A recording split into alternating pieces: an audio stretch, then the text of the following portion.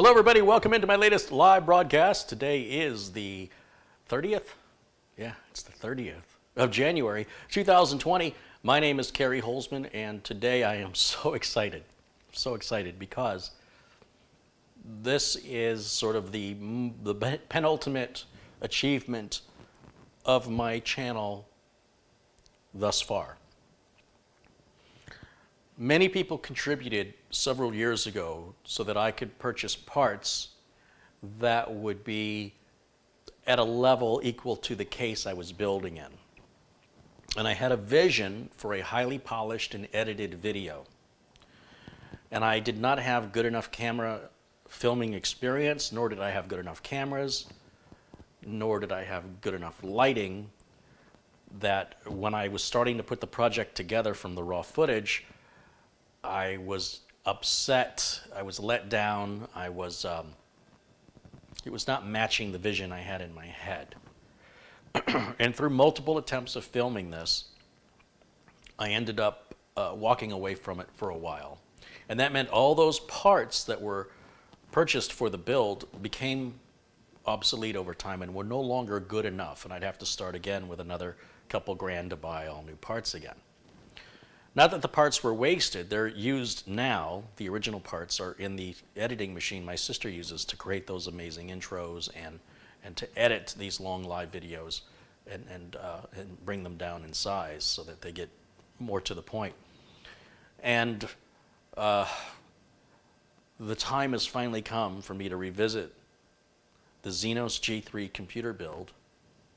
All the parts are here. Everything is ready to go. And much like a big Super Bowl game, there's always the pre-show. This is the pre-show. I literally just got off the phone with the creator of the case, John Xynos. And I've asked John if I could record the call and share it with all of you. And he said, absolutely, no problem. In a perfect world, I would edit this phone call and I would put some video to it. But I don't have time for that because the build is scheduled for tomorrow. So what I'd like to do, in keeping with the sort of theme of my channel is keeping everything real and authentic, I would like you to hear the unedited conversation. And while the conversation plays, there's no video, so I will air some footage of how they make the case, as well as some of the footage that I shot that wasn't good enough for me, one of the rounds of footage. And hopefully that'll give your eyes something to do. But this is more a show to listen to so you understand why this is so important to me and why this case is so different from any other computer case you'll ever see. How's that sound? Contributions come in. John Wilson's contributed $20. He goes, I'm not sure if you got the donation on the previous stream. If not, here's another $20 for you and the dogs. I just got done with a previous live stream of a news item, and so that was kept straight to the point in order to minimize the length of the video. I didn't acknowledge any of those contributions, but I do appreciate any and all support to the channel so we can remain sponsor-free.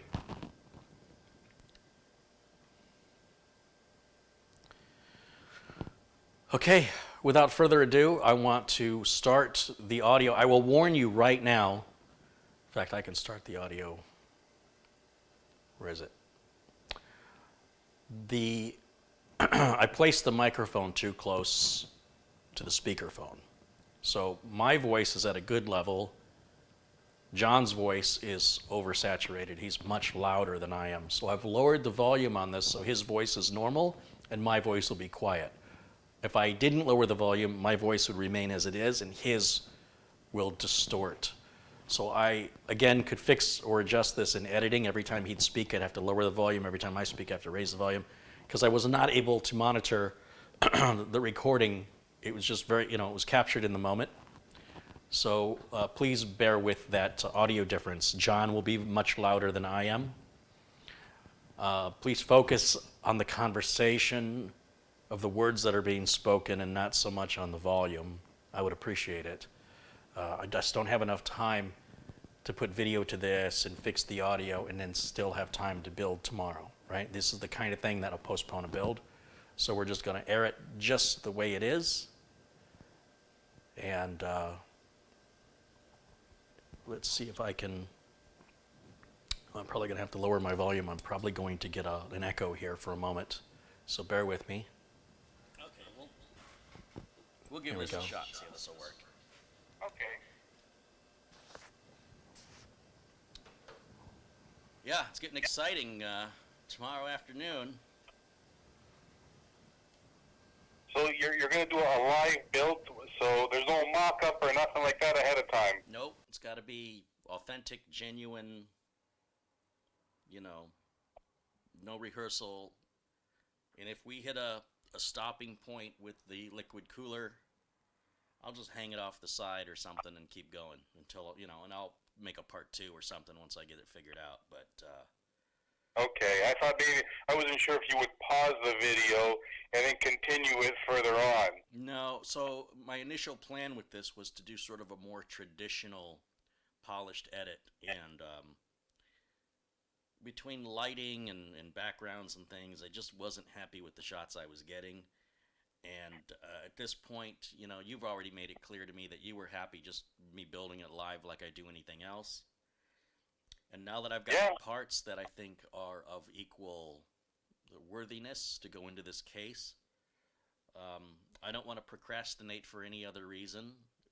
At some point, you just throw the hammer down and go, it is what it is, and we'll get it started. And if we hit a block, we'll work around it if we can. If we cannot, then I will do that off camera and then pick it up again in a part 2 and continue on. In other words, I'll only do off camera what I have to do and nothing more, and I will save it, for continuation on another live video, and I will repeat that as necessary until it's completed. So in a perfect world, I'll be able to get it built and powered on, at least to post, and get Windows 10 on it tomorrow.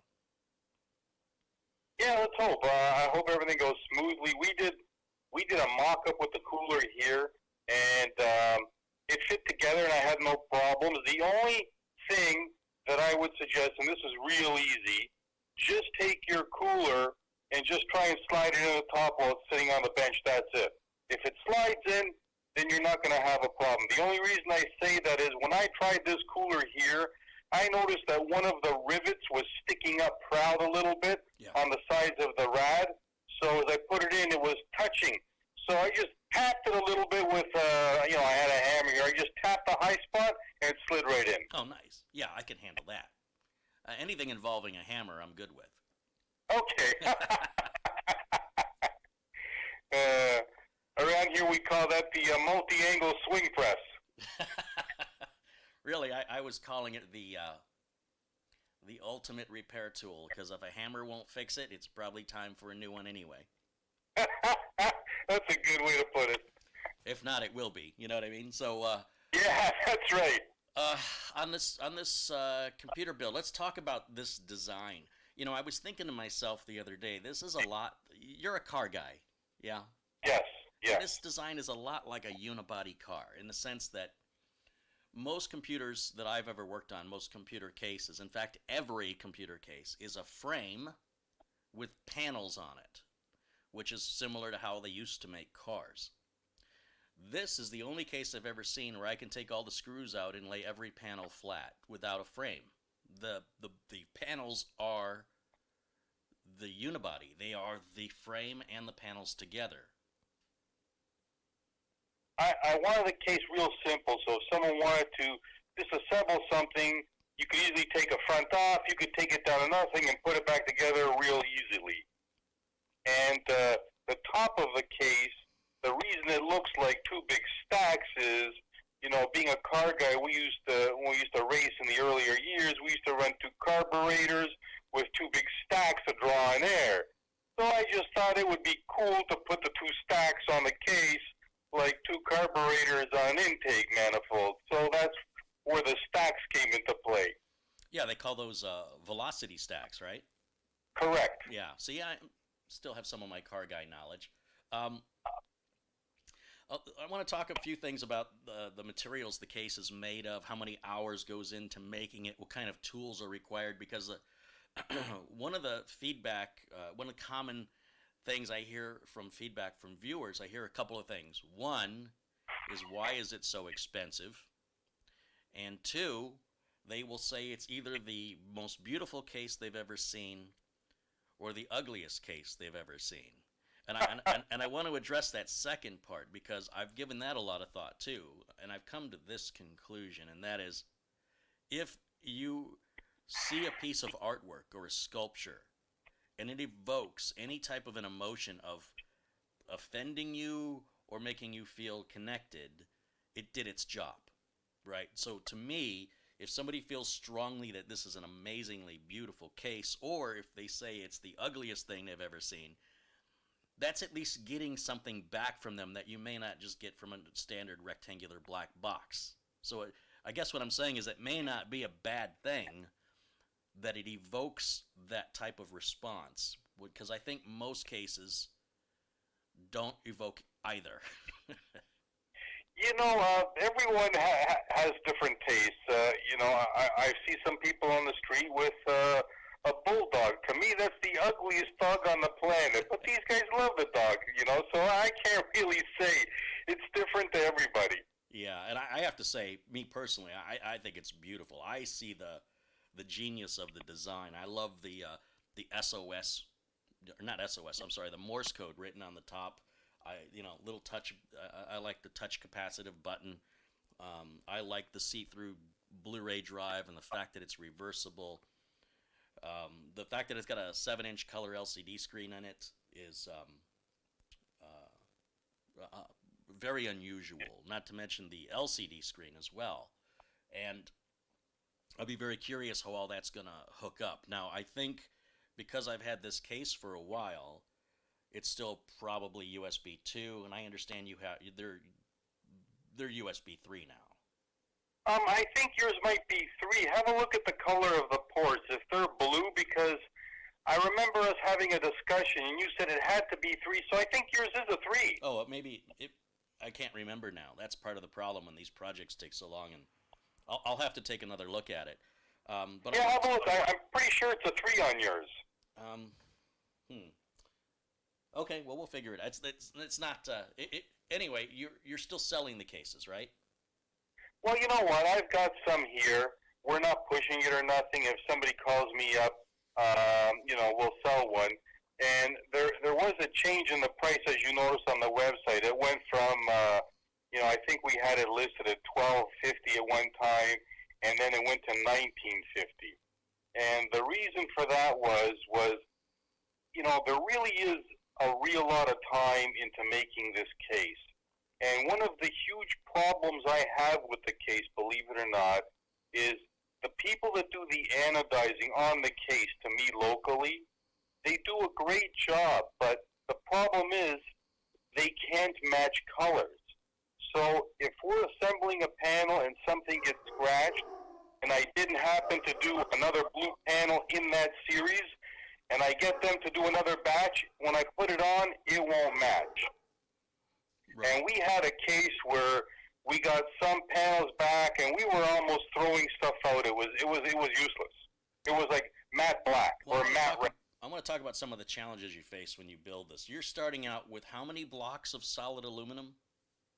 Looking at the case, I think I have it in one of the emails offhand. I would say it's, 2, 4, 2, 3, 4, 5, 6, 7, 8, 9, 10. About 10 or 12 pieces. 10 or 12 solid blocks of aluminum each is put into a CNC machine and precisely carved out. Yeah, and the way we do it on the CNC machine, a lot of these panels, like the front face and the back face panel, are done on the rotary axis. And the reason we do that is it can carve the complete front face, flip around, do the sides, do the back, and when you cut that way, everything is referenced correctly. So when you go to assemble it, it's not like you cut this face here, then positioned it in a vise and hope you weren't out while you're cutting another face. Right. Yeah. So we did it that way so everything was geometrically correct. And when it was off the fourth axis, there we had a fine cutter come down and do a little cut on the top of the front panel and the bottom of the front panel. and it was just hanging there by a thin piece that looked like tinfoil. So you would just grab the piece with your hand and just give it a jerk, and it would tear off. Wow.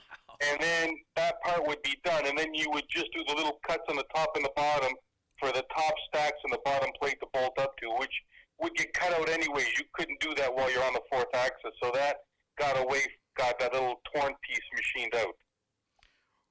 How long does, from the shortest time to the longest time does each piece need on the CNC machine? Usually, aluminum cuts pretty quickly. So with the fixturing we have, I would say the side panel, when you do the back and the front, you're going to have about an hour into it. You're almost looking about, an hour for the side panel, maybe another hour and a bit for the front face, another hour for the back. So you're probably looking at about 7 hours for the whole thing, I think. 7 hours on the CNC. And then when it goes to anodizing, what does that mean? What is, for people who aren't familiar with the process? The way it works is anodizing is there's a solution of liquid that's going to be a colored dye. And it's going to be the color you choose, either black if you want black, red, or blue. They'll submerge the components in that, and then they'll put an electrical current through the component. And when that electrical current is on there, the component then takes on the dye and the color, and it becomes the color you want. Now, the problem you have with a process like that is, if you don't clean the component correctly when it goes in, you're not going to get a good result. And not only that, when you anodize and it's finished anodized, the surface is sealed. It won't conduct electricity anymore. You can put 2 wires on it and they won't conduct. So if you kind of mess it up and you want to put it back in to re-anodize it, that's not possible unless you strip it off. And the way anodizing works is when we machine it and it's all nice and shiny, the anodizing goes right over top of that shininess. If I strip it off, it then becomes dull. So if I go to re-anodize it, it won't be as brilliant with the color on it. And further, it's my understanding the surface has to be flawless, right? If there's any sort of nick or gouge or not completely smooth, it won't stick to it, right? No, actually, if it's a little bit, rougher in some areas, it'll still anodize, but it just won't, it won't look good. Okay. But I think we were talking about, maybe it was the door on the Blu-ray drive that was particularly difficult or challenging?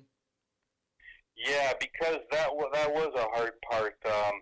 We ended up making them differently. I think that we tried several different ways of making it, and the final method, which was the more complex method, of course, gave us the best result.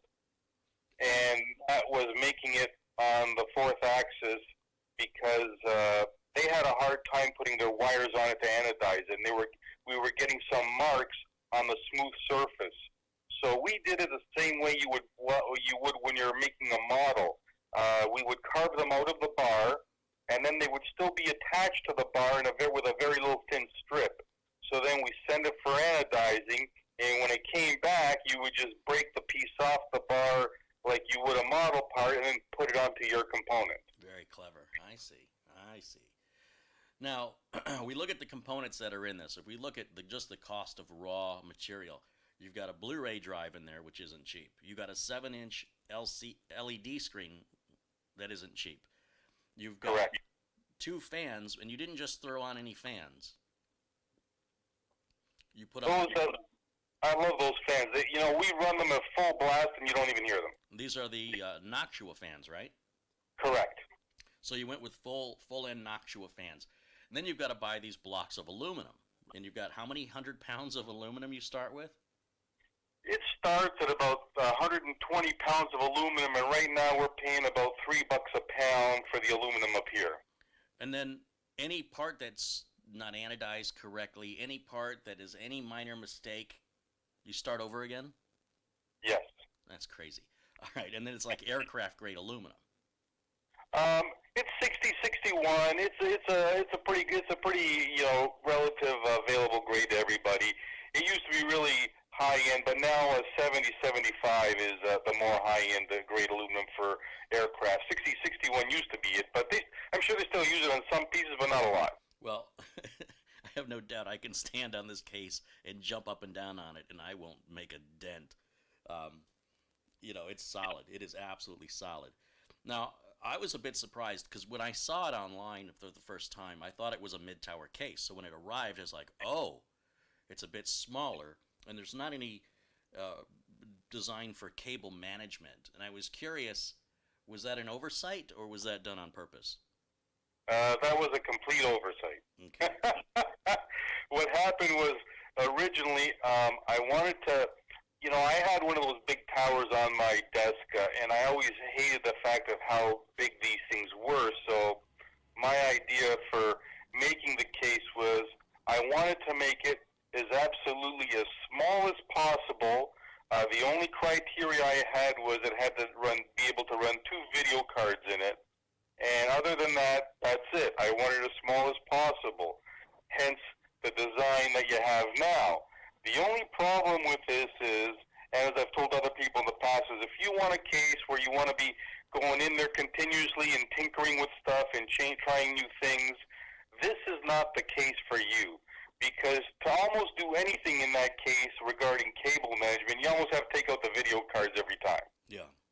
Well, and that's not unique. And there's plenty of cases on the market that have very limited cable management. However, it's becoming less and less acceptable. You know what I mean? Like manufacturers are learning the cases that have the cable management typically sell better. They're more desired. But because of the smaller size of this case, you're not going to have as many cables. And furthermore, dual graphics cards are just kind of not a thing anymore. That's right. Games when are not I was as doing fast, and I think even RTX, I don't even offer it if I'm not mistaken. So that's sort of a thing of the past now.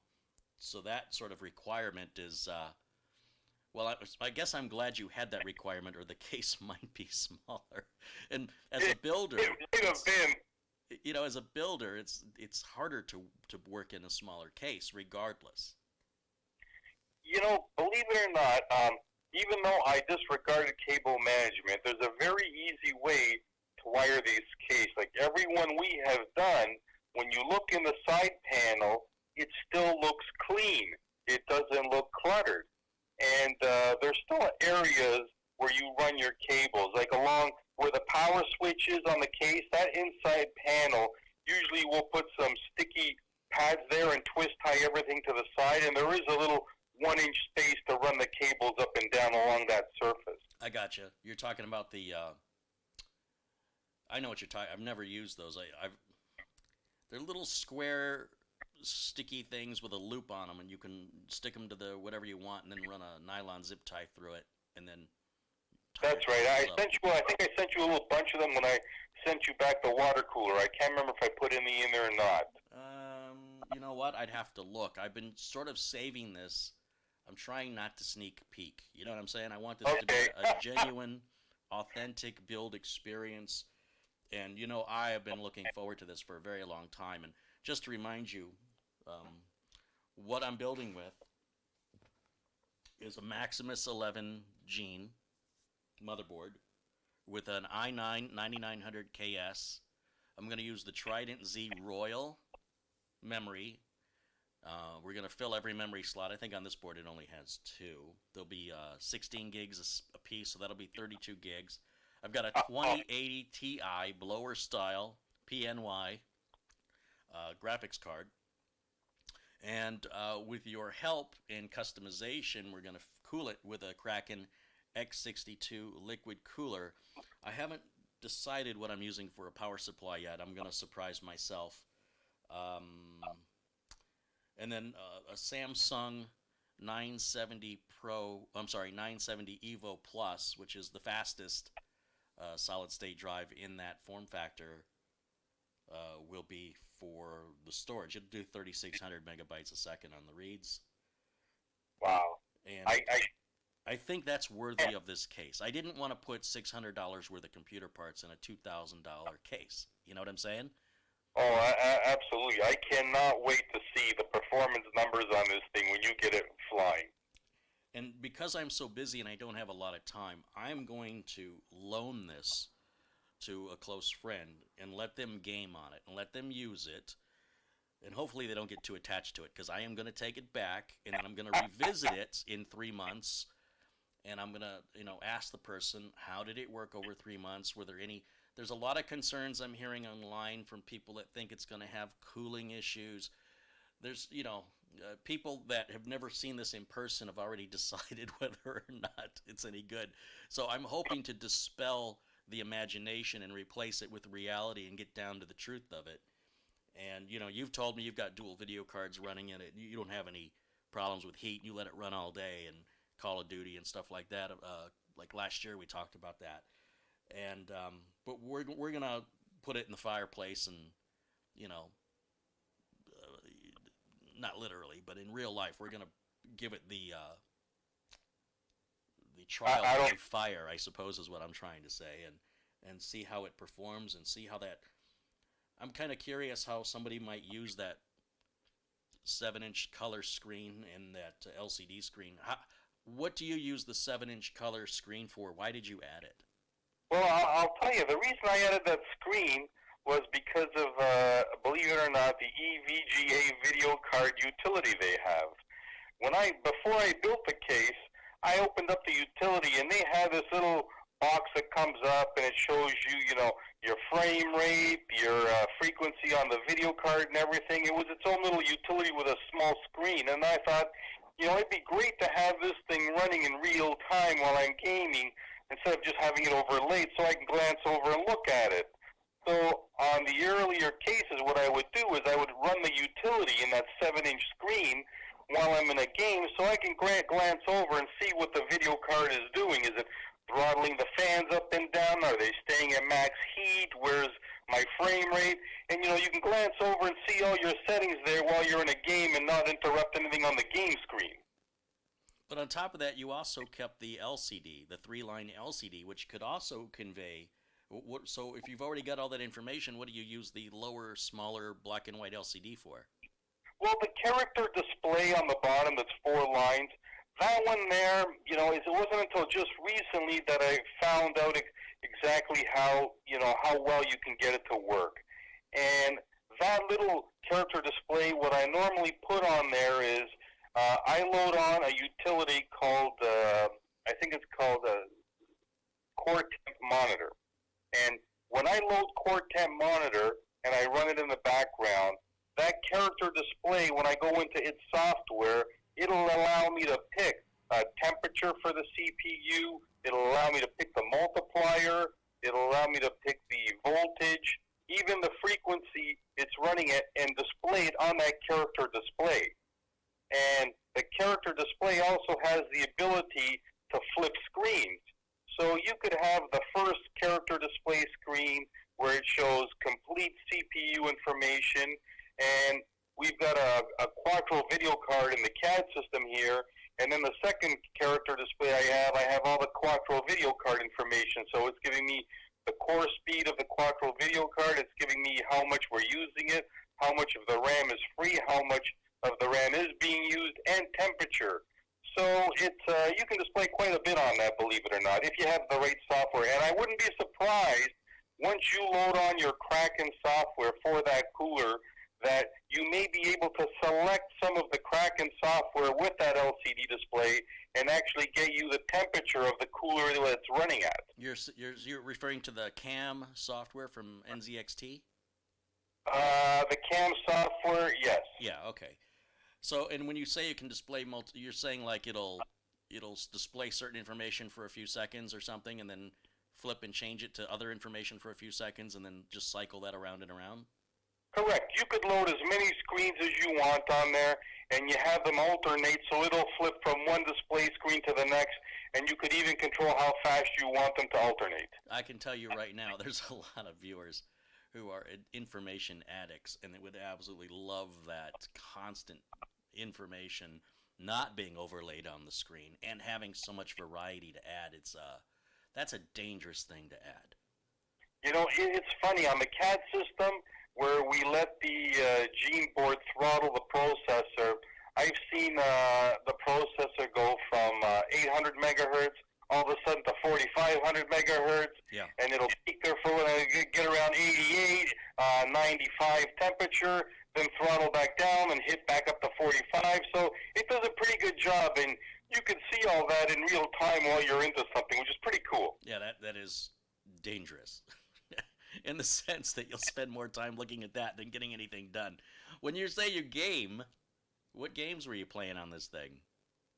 The original game that I just, my favorite game was the Crisis series of games, which is why I made the one case after the Crisis game series. Well, that's where I was leading to. So you have other designs. You've actually customized these cases game specifically. We have. We don't sell those because obviously the logo and everything belongs to the game company. But we've made one for Crisis. We've made one for Call of Duty. I even have one with a U.S. Navy SEAL logo on it, and on the and inside is etched their logo, which is the only easy day was yesterday. Wow. And I don't know if I sent you a picture of that or not. I think you did. I'll have to look through some of our previous emails. You and I have been going on about this now for, what's it been, 4 years? Yeah, it's been a while. You've been profoundly patient with me, and I did have some concerns that, you mail this complete stranger a case, and he says he's going to do something with it, and he never gets it done. And my frustration, when I asked you to evaluate your case, in much the same way you didn't really think about the cable management, I didn't think about the investment I would have to make in parts, because like I said, I didn't want to put a $600 machine, worth of parts into at the time, whatever it was, it's a 4-figure case. It was like putting a small little engine out of a Pinto into a Ferrari. It just didn't feel right. And I figured if I'm not going to do it right, I'm not going to do it at all. And so, financially times got tight, but now things have, more viewers have been supportive, and I'm avoiding sponsorships. You aren't paying me to do this. You're doing me a favor. I'm doing you a favor, that sort of thing. And the original parts I purchased for it was an X99, and I started filming it. I think I've started filming this 4 or 5 times, and each time I look at the footage, and it's just not what I saw in my head. I'm impossible to make happy. Right. And then I realized, the way you wanted. Yeah, and then I realized, the X99, now the X299 has come out. And then more time went by, and I thought, well, it just so happened that some contributions came in from some generous viewers, and I thought, I'm going to put this money towards this project. I had promised this project to my viewers 4 years ago, and it's important to me, first of all, to do what I say I'm going to do. It kind of reminds me of an old saying. It's, ladies, there's when your husband says he's going to get something done, he's going to do it. It's not necessary to remind him every 6 months. This is, just so you know, the single most important video. This is why I've hesitated. It's so important to me. I've never built anything that I've spent this much time on trying to get it done, and I've never seen a case anywhere near this beautiful, and I want to make sure that I do you right. I don't want to. I want to make the best computer possible using the best case possible.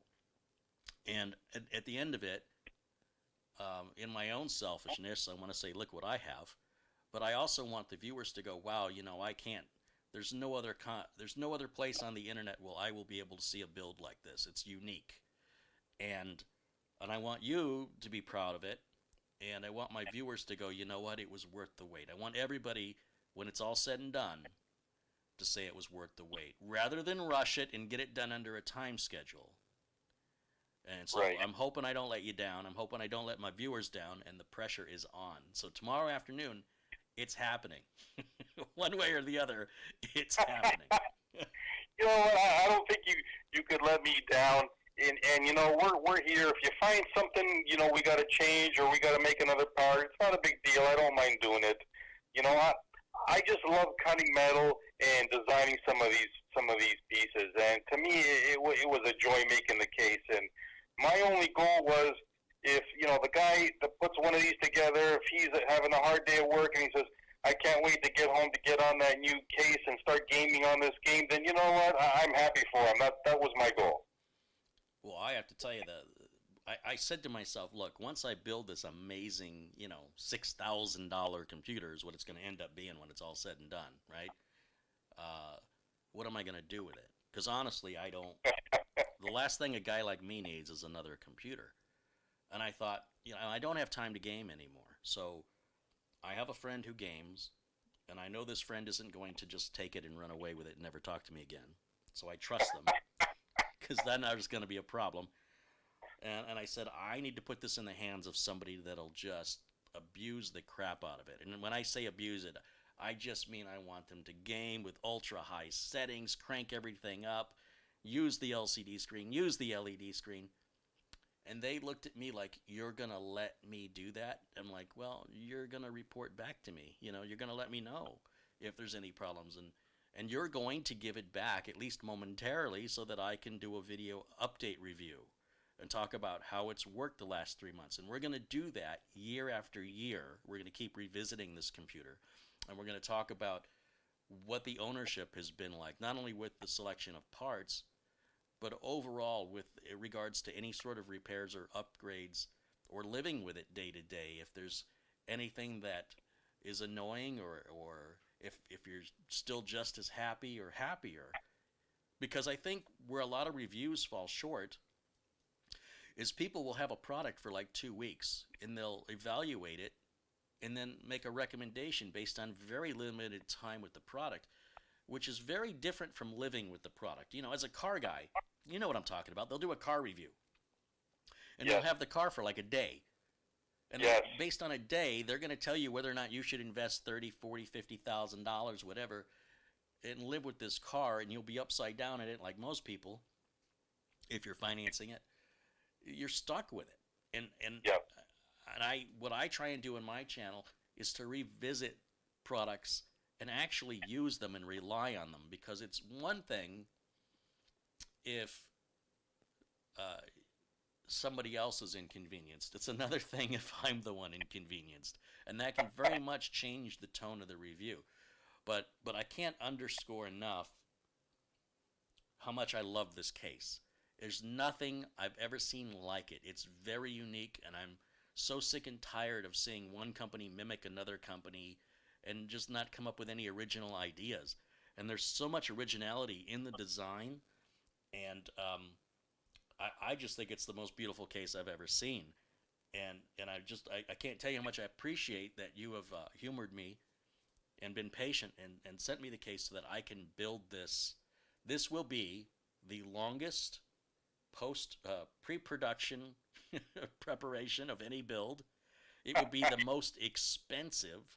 We basically are putting $4,000 worth of parts in a $2,000 case. This is going to be a $6,000 computer, which is, I've never had the budget to do that before. And I'm going to have content, and I can't underscore this enough, that no one can find anywhere else. It's original content. And especially concerning that piece you made me. It's a custom-made piece. Tell me about that, right? We talked about this. I said, you know, I want to build this really super high-end machine, and I'd like to be able, I wish I could put a liquid cooler in it, and you were like, we could do that. Yeah, the way that started is, you know, we were talking about that new processor, the 5 gig came out with the 8 cores, and you know, I wanted to build another CAD station here and use that same processor. And I think during our discussion, you said to me that it doesn't come with an air cooler, and they recommend liquid cooling with that. So I thought, okay, I want to use this for the next CAD station. You want to use it, so let's find a way. And I said, let me know which cooler works. And I think you said the Kraken 62 would work. And I said, okay, let me look at the size of the cooler, and I'll see if I can come up with something. And, after giving it some thought, looking at the size of the heat exchanger on that, I said, yeah, I think we can make it work. But the challenging part is, once you've got something already made, to make something else to fit it, then, it's not like from the beginning, if I was doing it, I would have probably done it a little differently, and it would have been easier because I would have had to make everything. But having to deal with some parts that are already there and bolt holes and stuff that are already in place, we had to go around it a bit. But I think we found a good compromise, and it'll look well, and it won't even look like an afterthought. Exactly. And furthermore, the carving that you did around the edges of it was completely unexpected. And I got to say that Intel logo blows me away. Like I don't know how that's done. The outline of the Kraken is cool, but that outline of Intel, just the way that pops. Yep. I didn't expect that. I was just expecting an adapter, just a plain black. Man, you just took it and you went over the top with it. I love that. Well, that Intel logo, there's a company in the U.S. called Harvey Tools, and they make tiny little end mills that they used on the Mars rover and stuff. And, they got these tiny little end mills with little radiuses on the corner, and we were able to get a bunch of tooling from them, and that allowed us to get the detail into the Intel on there. Well, it looks amazing, and you didn't tell me you were doing any of that. And then you added the LED lighting, like you couldn't even do enough. You're like, oh, let's throw some LEDs on it. Yeah, I think what happened is we just kept, let's add this, and then let's put this on, and hang on, we can put this here too, and we just kept going. I'm so used to dealing with people that just want to get it done and get it out, that for somebody to just take their time and embellish it was just over the top. I'm so impressed. I can't even express how impressed I was by.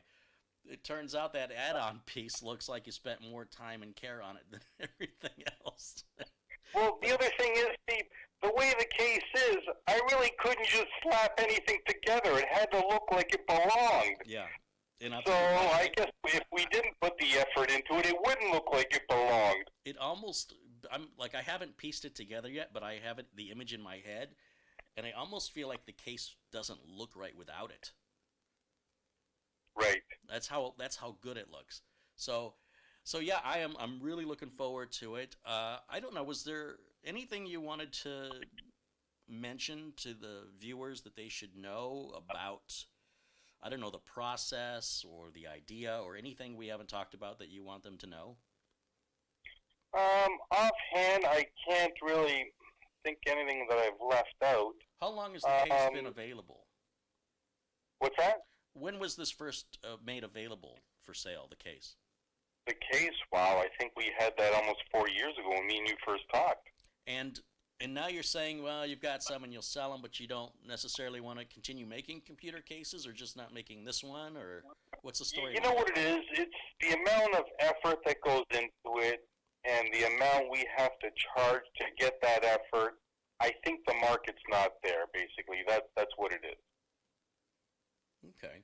So there's no future plans of starting over again with a whole different design, or? Oh, absolutely. I was thinking of making it, but we probably won't sell it. Like, I'll probably just make it for myself or make a couple of them, but that's about it. Well, it is a high-end niche product, and so, I always wonder, how did Rolex become Rolex, or Bentley? How did these products become accepted as worth more than, say, Timex or Chevrolet? Right. And, same with, like, Louis Vuitton. Like, what changed where the public agreed that that's worth paying more for?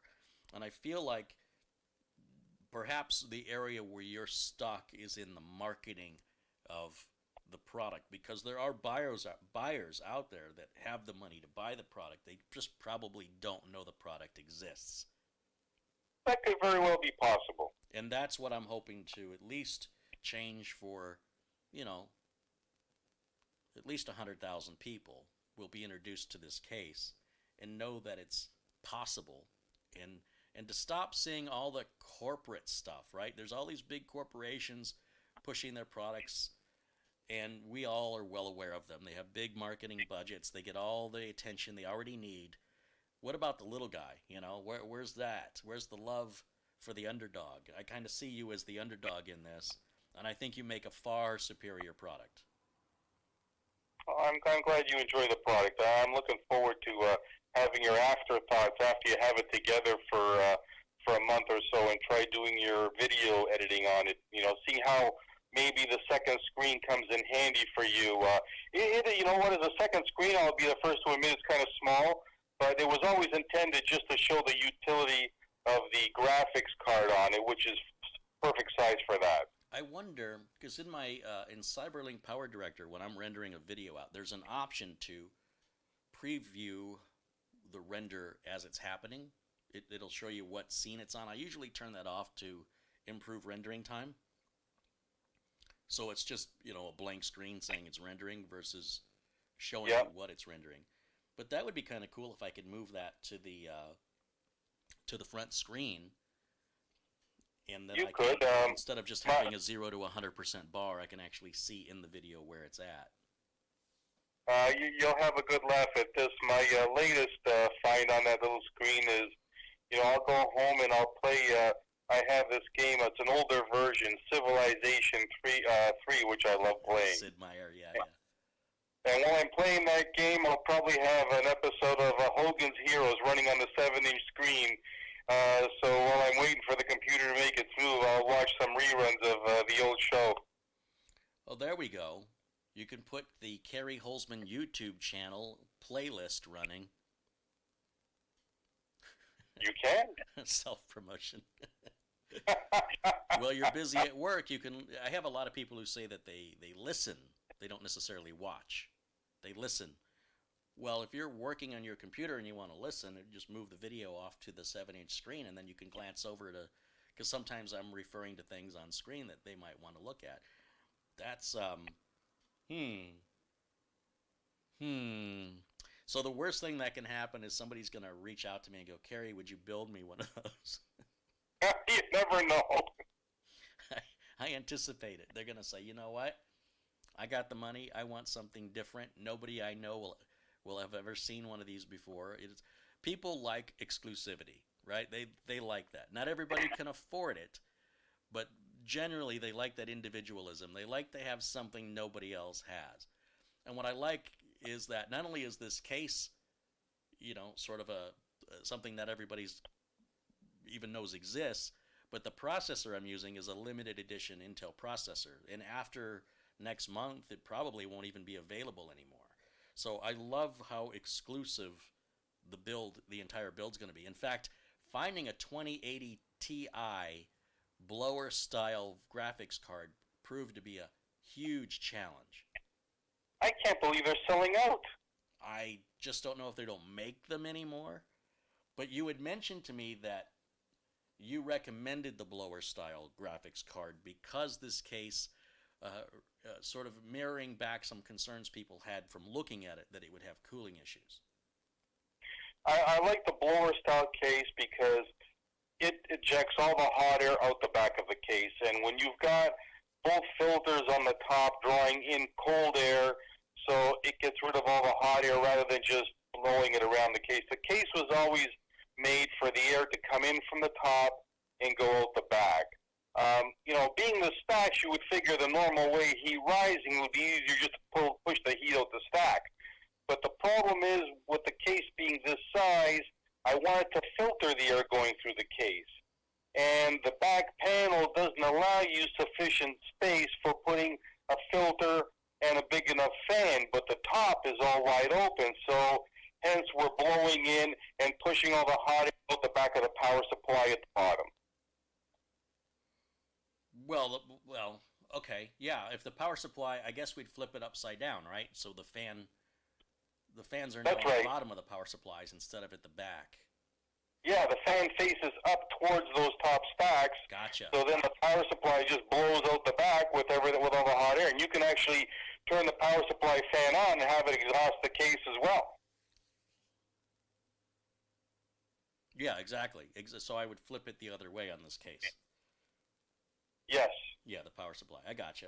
So all the air's And it'll only mount that way in the case anyways. right. I was just thinking of that. I'm picturing the bottom of the case. It's solid. It doesn't have any holes. I'll suffocate the power supply, or I'd have to use one of the older style power supplies with the fan in the back.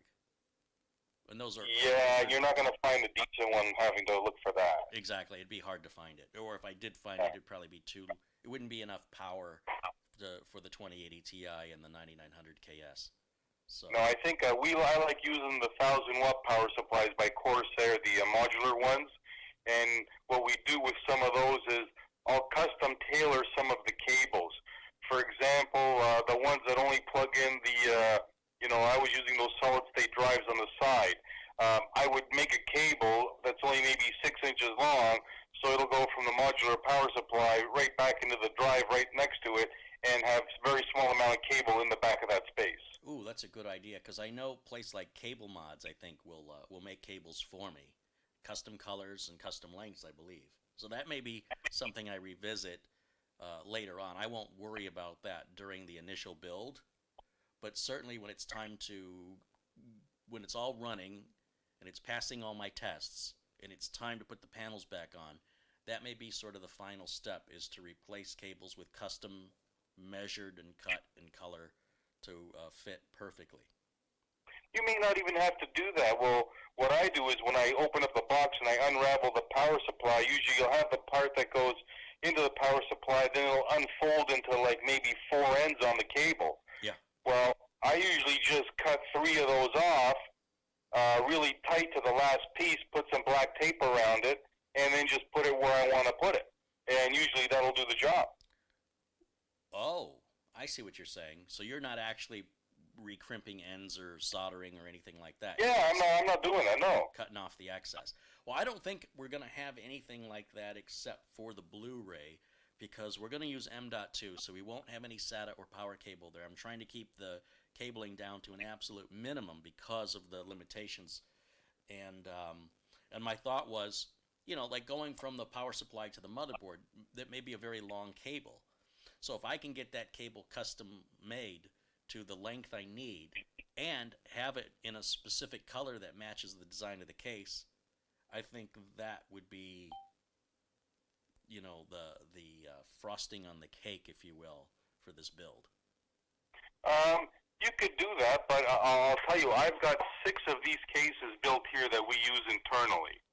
And with the 6 cases I've got built, we were easily able, just out of the box, to run that power supply along the area I told you where that back power switch is. And behind, there's a big empty area where you can put all your cables and just leave them. Okay. Well, again, I'm talking from imagination because I've not cheated. I did, as I mentioned, start the build process with the X99 and got the motherboard mounted into the case. And then I never even had a chance to get a power supply in there and wire it up. I ended up setting it aside to kind of determine how I wanted to proceed. And through the age of time decided, you know what? That board's not going to work anymore. It's not new enough, and took it all back apart. So now that you mentioned the board, I got to tell you something before I forget. If you look at that side panel where the board mounts to, it's got these standoffs, and your board sits on the standoffs, and they screw down. Yeah. Well, what happens originally, when we anodize a computer case, if we left it the way it was and you screwed into your standoffs, if you look at your main board, it's got little solder points where the screws go through because it wants to connect all those points to complete a grounding circuit. And you had already mentioned that when you anodize the case, it's no longer conductive and therefore it won't make a ground. That's right. So what we did was there's these small aircraft stainless steel sleeves with threads on them. We threaded them into those standoffs, and before they lock in, there's 2 prongs sticking up. You hammer those down, and then they lock into the case and break the anodizing and complete the circuit. So when you now install the board and screw all those down, you will have a complete circuit for that board. See, these are the kind of problems I was interested in, like things you didn't think of, and it's like, oh, wait a minute. We don't have any grounding points now. Oh, yeah, and you know what the funny thing is? Those little screws that you screw in there, I remember we were fighting with the manufacturer to get the price down because originally they were like $8 each, and I think there's 8 of them or 9 of them in the case. Wow. So I'm like $70 for these little screws I got to put in there. That's crazy. So we were able to negotiate to a price down to around $5. That's much more reasonable, but still, for these little teeny tiny things, that's Yeah. a heck of a markup they put on that. They do. They certainly do. Well, let me ask you, if you had to start all over again, is there anything you'd do differently? You know what? It's a funny thing you said that. Looking back at this unit, the way, I've assembled these, everything, I don't think I would change everything. Like, everything is where it needs to be. Yeah. Everything works the way it's supposed to work. So I would probably say no. So nothing needs to be, so you've been, obviously, you quote unquote eat your own dog food. You've got several of computers built in these cases there that you use for daily production. Yeah, we got 6 of them. 6 of them. And you don't have any issues, and I want to keep emphasizing this, no heat issues. Absolutely not. I've only ever had one issue, and you're going to laugh at this one. I know you will. We live on a 25-acre piece of property with the house at the front, and it's 300 feet to the shop at the back where we work. And to get internet to the back of the shop, there was a problem with the connection we had. So I laid a Cat 6 cable on the ground, 320 feet from the house to the shop, so we could, have it working. Well, doesn't the lightning hit a tree that's near this cable during a lightning storm? So the tree blows up. There's pieces of the tree everywhere. The lightning travels down into the ground, across the ground 4 feet, into the Ethernet cable, Yeah. into the shop, blows both switches on both ends, and then burns the network connection on every main board on the CNC. Yeah. I bet that was expensive. 22 grand. Oh, smokes. Oh, my gosh. Yeah, that's what it was. Woo. And if I showed you these cable ends, they were black. Yeah, you must have really said something bad about Mother Nature for her to do that to you. I must have, but I tell you, we replaced it with a piece of pipe and fiber optics back and forth, so I know fiber optics aren't conductive, so I'm okay now. And you were pretty much reaching the limit, right? Because Ethernet is good for 100 meters, which is, 330 feet. You said you ran at 320? We were right around 340, right there, and, you drop connections. It drops the connection when it's that long. I was going to say it probably wasn't very reliable. No, it wasn't. Or rather consistent. I would imagine your speeds were good or bad, and then a little of both. And the only reason I did that is, say I want to retrieve a file and work from home, I could easily get it. So, like I said, now we replace that with fiber optics, and there's no problem. Yeah, I wish I had your problem there. That's the kind of problem I like to have. I can't get an Ethernet line out to my house, my second house behind the main house, which is over 300 feet away. Oh, let me get my violin on your 25 acres of property that you gotta. Yeah, that. I got a lot of snow and ice around here that I know I'm not liking very much. At least you get seasons. It's just brown and dusty here all year round, and we're already back into the 70-degree Fahrenheit range right now, and I feel like we didn't even have a winter. It's just one long season. So I guess no matter where you are, you want to be somewhere else. I would enjoy seeing icicles hanging off the eaves and walking in the snow, because I haven't done it in 30 years. But I did want to also mention to people who haven't figured out already that you're based in Canada. So if I recall, you're north of Toronto? Yeah, we're about an hour north of Toronto. And you have a large piece of property. You're sort of out there in the sticks, and you're producing super high-end, high-tech computer cases. Yeah, it's funny if you get here. It looks like a long driveway through all these trees. It's about, 300 meters. And all of a sudden it expands to a big area, and the shop's there, and, it's different when, like a big parking lot once you get through it. But driving along the road, you wouldn't even know it was there. Yeah, you're just like in the middle of nowhere, right? Exactly. That's yeah. You want to trade? Wait, I'll are you? say the one thing, I went home for lunch last year, and this doesn't happen all the time, just a rare occurrence. Me and my wife saw this deer in front of the house, and, you could tell it was a doe when it was, like, let's say it was struggling to walk, so, we didn't think too much of it. Well, isn't it the next day that we see the doe walking around, and there's a little one next to it with the spots just trying to figure out how to walk. Wow. Wow. So he must have dropped this thing somewhere in the forest, and then they got to wait 24 hours before it can walk or something, and there you see it the next day. So that was like brand new, fresh out. Yeah. So you don't have issues with cars racing by with the stereos thumping and people shooting guns out of their windows when they're driving by or doing donuts in the middle of the road for no apparent reason? No, we don't get any of that. That's called Tuesday here. But okay. Good to know. Good to know that not everybody has to deal with the same things I deal with. You don't have neighbors randomly setting off fireworks? No. My Probably neighbors, the person making the most noise with their car is you. that would be it, yes. But, you know how it is you don't make a mess in your own backyard, so you just drive away, and then you got to do what you got to do. And with regards to cars, are you still doing stuff with cars? Well, you know what? I bought the C7 Corvette and used the one before the mid-engine came out. Yeah. And I bought the Z06 version with the carbon ceramic brakes, and I take it to the local road race track, and I've been going around a few times every summer, and I really enjoy it. Oh, that sounds like a great time. And didn't you at one point have like a Camaro you used to drag race or something? I did. Back in the 80s, I had a 69 Z28, and we had a big block in the car, and we would race it at the track, and then we would race our friends with it on the street and cruise in the car and stuff like that. What kind of quarter mile times were you running on that?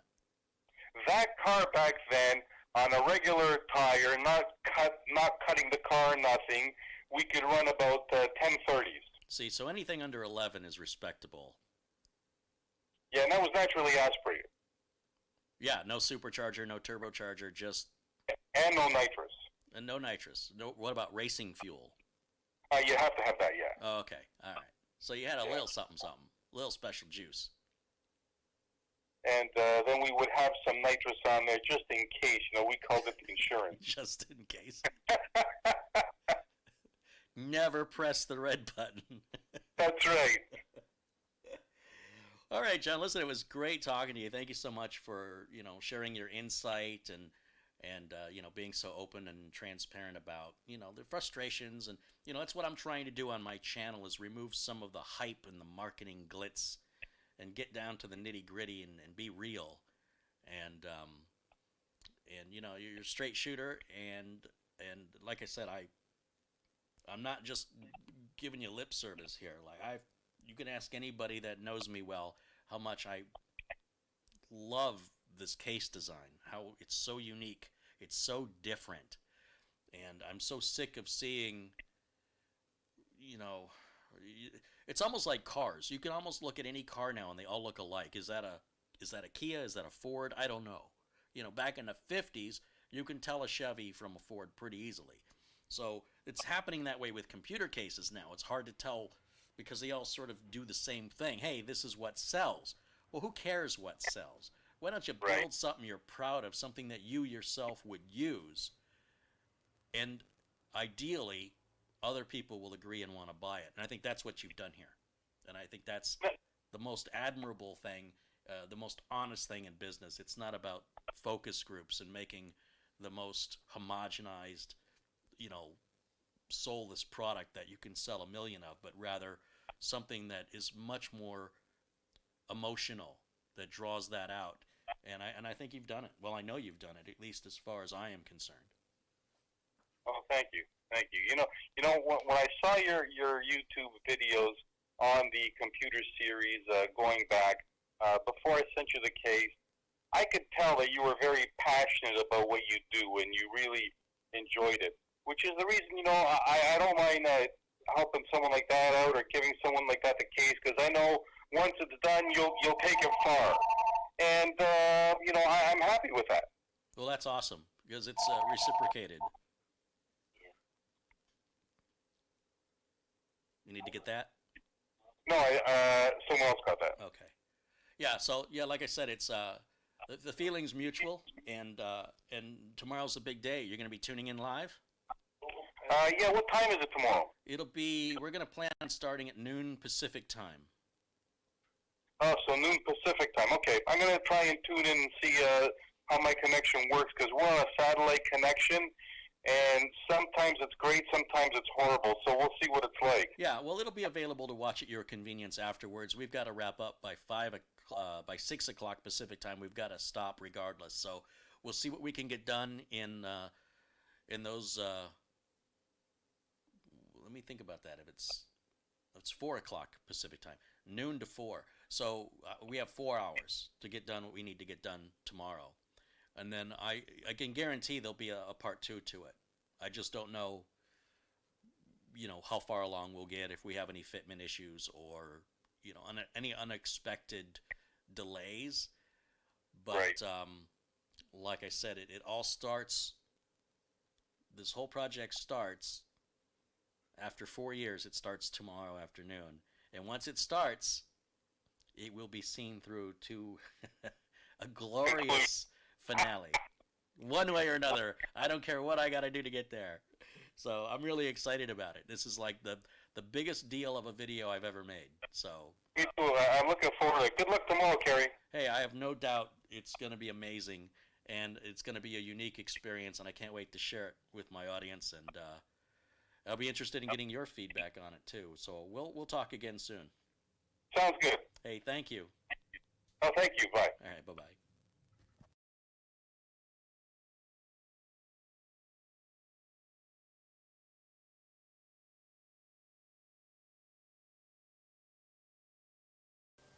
Okay, guys, so there you have it. That's the interview that was earlier today with John Xynos. And I can't contain, seriously, how excited I am for tomorrow. I still don't feel ready. Like, I still feel like I need more prep, but that's okay. It'll be 5 years if I keep thinking I gotta wait till I'm ready. So this is it. And it'll be a long time before, I imagine it'll be a long time before I ever have a budget or the unique opportunity to work with something so different. So this is a special build for me, and I hope that you guys will join me on it. And I hope it gets the views it deserves when it's all said and done, because there's just too much of the same thing over and over and over again here on YouTube. And just strive to do something different. Any questions you guys have, I've got a few minutes for questions, and then we'll wrap it up for today.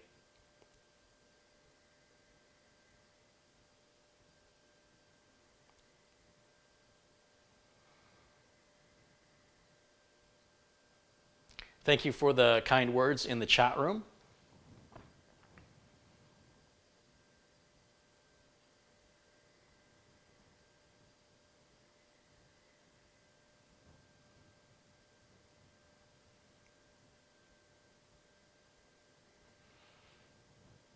Am I using an i7 or 9? It's an i9 9900 KS.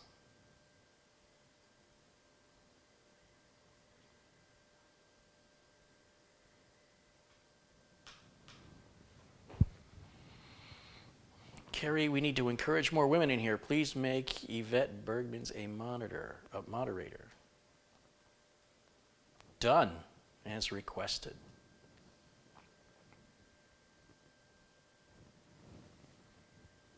Yvette's like, no, please don't. Too late. That's funny.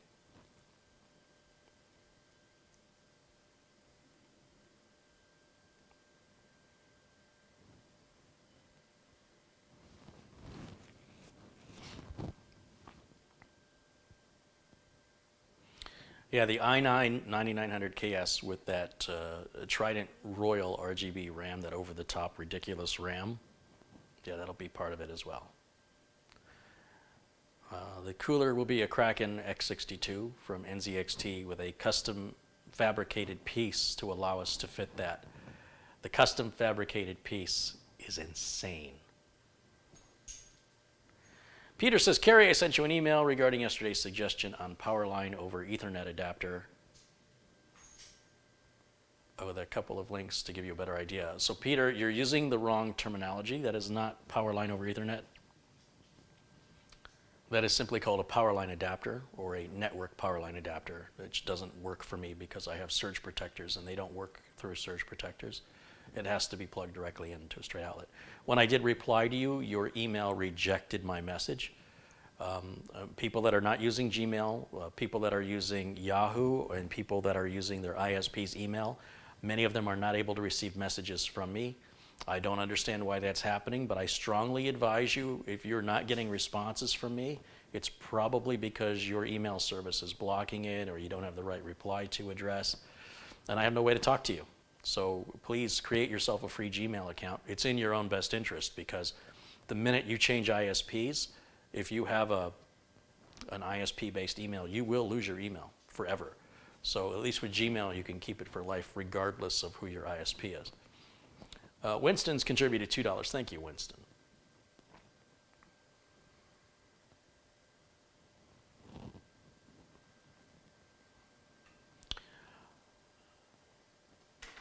All right, guys, I have to run. I'm going to let you guys go for now.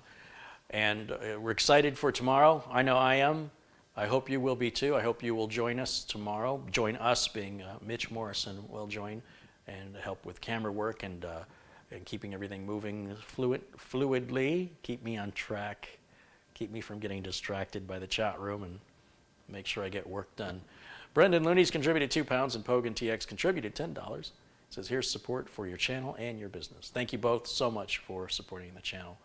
And yeah, I don't know how far we'll get in 4 hours with regards to the build. However, it will be continued until it is completed, and it will probably be 2-3 parts, you know, over the course of a few days. But I'm hoping my goal to be able to at least power it on and get Windows 10 installed on it. That's the ultimate goal for tomorrow. So thank you guys so much. I will see you all again very, very soon. Until then, bye for now.